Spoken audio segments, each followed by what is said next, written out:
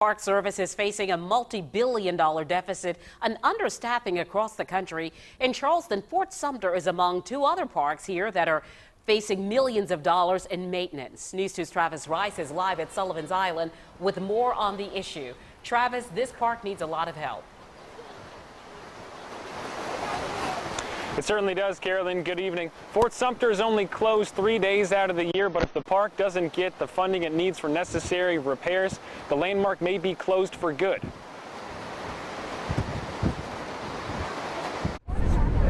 The start of the Civil War is a 30-minute ferry through the harbor. It's a big draw, even in 100-plus heat. And 155 years later, time is catching up to Fort Sumter. So you can actually see the cracks coming all the way through. Don Davis has been with the National Park Service for a quarter of a century and says the National Monument has seen better days. Swiss cheese?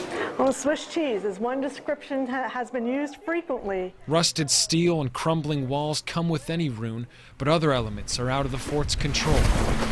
So the biggest problem, the number one priority, is that breakwater. The park really needs to get the breakwater done, especially with the harbor deepening project. With the possibility of future commerce washing away history, some repairs are critical. No more appropriate place.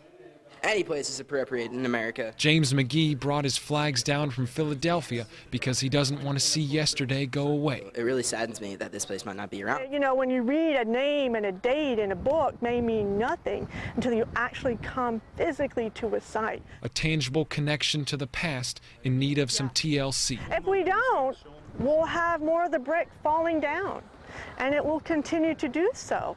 And the end result could be at some point way down the line, there may not be a fort to see.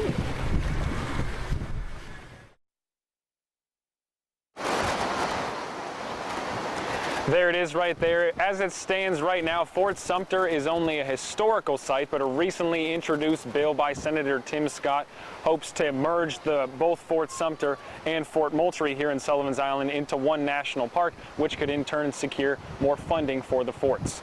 Live in Sullivan's Island, Travis Rice, News 2.